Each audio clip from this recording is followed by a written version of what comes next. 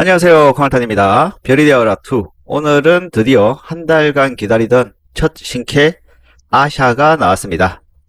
아샤는 물속성 소형활 딜러로 나왔고요. 한번 살펴보시죠. 디자인은 괜찮게 항상 나왔어요.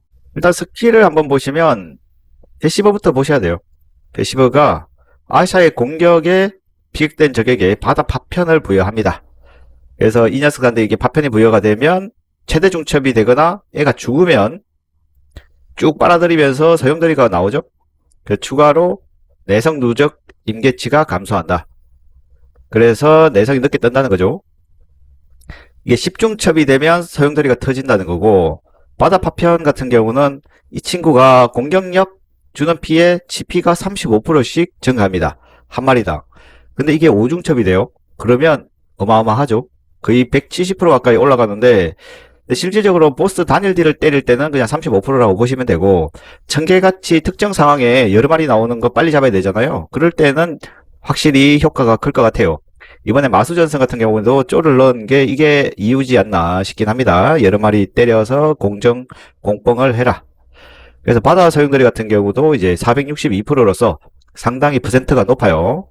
그리고 이 소용돌이를 맞으면 공속각, 이속각, 그리고 바피증 15%까지 해서 딜런데도 불구하고 이제 바피정도 걸어줍니다.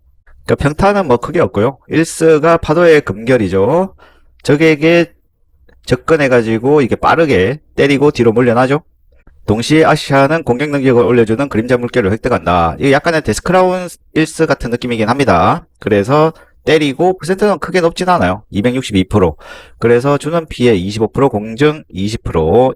이게 이중첩이 되니까 주는 피해 50%, 공증 40%가 됩니다. 실제로는 이제 1중첩이고 조금 이따가 인연 효과 때문에 발생하는 거니까 쿨타임도 인연 효과로 10초인데 8초로 줄어든 겁니다. 지금 풀돌 기준으로 설명드리는 겁니다. 그래서 12초 지속 시간에 8초니까 웬만하면 이중첩 유지가 가능합니다. 시그니처는 청룡의 유형. 빠른 속도로 전방의 적에게 다가가 연속으로 베어내고 화살을 연사를 합니다. 공중에서 이렇게 쏘죠.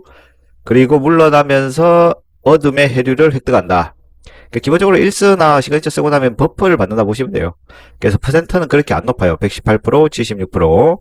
베다 필요 기운이 200이죠. 보통 240인데 200이면 베다감 35% 기준으로 한 650 맞추시면 되고, 쿨타임은 11초네요. 그래서 받는 모든 피해 감소 25%, 약간 결장형이고요. 자, 이거는 7돌파 효과입니다. 공속, 이속 증가 30%가 붙어있죠.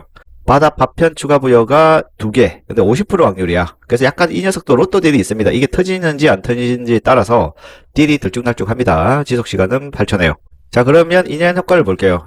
인연은 공격력의 방어력입니다. 그래서 공격력은 당연히 좋은 건데, 방어력은 아마 생존 때문에 들어온 것 같아요. 그래서 1스 피해량이 1돌파 때 증가하고요. 그림자 물결 효과를 주는 피해량이 한 10% 정도 증가합니다. 그리고 2돌파에는 청룡의 유형의 피해량이 증가하고, 근데 1스랑 시그니처인데 별로 얘들이 퍼센트가 높지는 않거든요. 어둠의 해류 추가되는 바다 파편 수가 2개로 증가한다. 이게 크긴 한데 이 친구도 50% 확률이라 약간 로또성입니다. 그리고 4돌파가 됐을 때 파동의 근결의 재사용 시간이 감소하고, 아까 8초로 줄어든 거 보셨죠? 기본이 10초일 거예요. 그림자 물결 효과가 이중첩이 된다. 그래서 아까 이중첩이 돼서 50%로 늘어납니다. 4돌파가 돼야 약간 딜정 효과를 볼 수 있더라고요. 그리고 6돌파가 되면 바다의 파편을 보유하고 있는 적의 수만큼 공격력과 주는 피해량이 5%에서 35% 많이 오르죠. 그래서 이게 다수 몹을 상대할 때 이 녀석이 딜뻥이 오지게 올라갈 수 있다. 그리고 추가로 지폐 35%를 가져갑니다. 마지막 7돌파는 시그니처 피해량 증가하고 8초 동안 공속 이속이 30% 증가합니다. 그래서 7돌파를 찍었을 때 확실히 딜 증가는 체감이 됩니다. 전부를 살펴보시면 창천의 시위죠. 공정의 공속입니다. 기본적으로 이 친구가 공속이 좀 빠르게 설계가 된 것 같아요. 그래서 공속발을 좀 받게끔 한 것 같은데, 이게 원거리 공격 시 풀돌 기준이에요. 10초 동안 주는 피해 35%, 근접 공격 시 공격력이 36% 증가. 이 두 개가 이제 쿨타임 없이 돌아가는데 웬만하면 유지가 되는 것 같아요. 그래서 1서 쓰면 근접, 그리고 시그니처 쓰면 원거리, 이렇게 돌아가는 것 같고, 저는 일단은 베다감으로 마블을 붙였습니다. 악세 같은 경우는 기존 거를 그냥 프리셋으로 썼고, 유물은 노예로 일단 쓰고 있습니다. 그래서 기본적으로 노예나 방랑 중에 상황에 맞춰서 바꿔서 사용하시면 될 것 같아요. 그리고 광류는 전용 광륜, 공격력의 방무입니다. 그래서 방무를 좀 챙길 수 있고, 시그니처 쓰고 나면 6재련 기준으로 공격력이 24% 증가합니다. 그래서 솔직히 이 정도 옵션이면 공룡성으로 좀 써도 나쁘지 않을 것 같아요. 그리고 바닥 파편을 부여할 경우 반각 24% 상당히 좋아 보이죠? 근데 여기 함정이 있습니다. 쿨타임이 8초예요. 근데 시그니처 쓰고 나서 6초 동안 24% 저가야. 2초의 공백이 있죠? 요 2초도에 걸려버리면 딜러스입니다. 그래서 이 녀석은 스킬에도 50% 확률로 2개, 광륜에도 2초 공백 때 뭐가 시그니처가 터지고 뭐가 스킬이 터지면 딜러스다. LCD를 살펴보시면 취약의 치피라서 옵션 나쁘지 않고요. 시그니처 사용 시 풀돌 기존에 6초 동안 거의 30% 피해 증가죠. 그리고 바닥 파편을 부여하면 물속성 피해 40% 증가. 나쁘지 않죠? 근데 여기도 함정이 뭐다? 재사용 시간이 8초인데 버프는 6초입니다. 그래서 그 2초에 재속계 걸리면 여기도 딜로스예요. 그래서 광년 LCD 둘 다 약간의 로또 딜이 있다. 그래서 훈련소 한번 쳐보시면 딜이 약간 들쭉날쭉한 걸 볼 수 있을 거예요. 고점이 터지느냐 저점이 터지느냐 여기에 갈립니다. 현재는 노예로 세팅을 해놨고요. 상세 스탯을 한번 보시면 뭐 치약 46%에 GP 252, 방무는 이제 마수 기준으로 해서 월드보스까지 해서 한 70% 맞춰놨고요. 근데 방무 같은 경우는 요즘에 마법 문양이 나와가지고 마법 문양 전설 방무 제대로 맞추면 30% 가져갈 수 있죠. 그래서 유물 쪽에서 조금 더 방무를 여유있게 가져가고 GP를 더 올려주시는 것도 좋을 것 같아요. 베타감은 이제 35% 근처 맞추고 쿨감은 37% 나오네요. 자, 이 상태로 딜을 한번 볼게요. 딜 한번 보시면 현재 77666 풀 상태고요. 모든 시너지가 다 들어오죠. 그러면 딜을 폭주 없을 때 딜입니다. 초반 딜은 상당히 좋죠. 근데 약간 로또성이 있어가지고 이게 고점이 열리면 거의 100M 근처까지 올라오고 지금 현재 조금 안 터지는 것 같아요. 80대 머물러 있죠.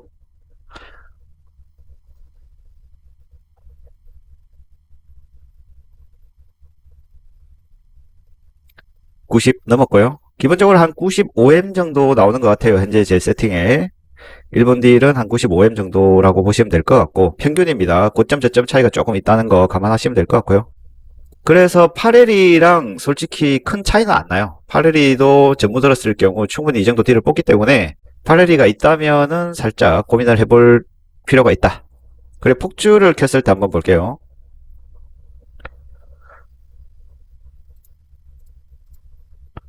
폭주 시 확실히 딜이 더 올라갑니다. 무한으로 돌기 때문에 딜이 좀 올라가고 100엠은 넘었죠? 보통 이제 폭주를 켰을 때 딜이 떨어지는 벨레노나 이런 친구들이 있는데 이 친구는 폭주 때 일단 딜은 상승합니다. 근데 압도적으로 크게 오르진 않아요. 기본적으로 한 95M 나오다가 폭주 켰을 때 보통 한 120에서 140 고점 나오는 거고 그리고 허수아비는 좀 내성 좀 안 떴으면 좋겠어요. 내성 뜨는 순간 딜이 날아가기 때문에 테스트하기 좀 애매합니다. 이 부분은 개발사에서 좀 패치를 해줘야 될 것 같고 허수아비가 왜 내성이 뜰까요? 자, 그래서 이게 고점이 한 140 정도까지 나오는데 폭주시 샤르카가 이번에 상향되고 나서 샤르카도 요 세팅에서 들어오면 고점이 폭주 키고 한 250M이 나와요. 물론 아모르 광룡까지 한 놈한테 줬다고 봤을 때 300M이 넘을 것 같은데 이번에 나온 신캐치고는 딜이 좀 아쉽지 않냐 싶습니다. 그리고 군신이나 아레나도 사용을 해봤는데 일단 약간의 1스부터 해서 무적기라서 나쁘진 않은데 약간 생존이 그렇게 좋은 건 아니에요. 쓸만은 하다. 아모르 같은 필수는 아닌 것 같습니다. 자, 결론적으로 아시아는 무소과금 유저분들은 파렐이 있다. 그러면 패스해도 무난할 것 같고요. 왜냐면 다음 달에 뭐가 나옵니까? 화이트헬이 나옵니다. 화이트헬 준비하셔야 되거든요. 뽑기권을. 그렇기 때문에 화이트헬을 최대한 더 고돌파로 가져가셔야 되기 때문에 아시아는 너무 이쁘면 명함 정도만 가져가시고 그게 아니다 하시면 조금 길을 모았다가 화이트헬을 준비해 주시는 게 맞는 것 같아요. 그래도 이제 월드보스 마수전선 상위 랭킹에 들어가고 싶은 분들은 이거 무조건 뽑으셔야 돼요. 특히 이번 마수전선은 아예 대놓고 원거리 30% 어드밴티지까지 줬기 때문에 아시아가 없으면 랭크에 못 들어갑니다.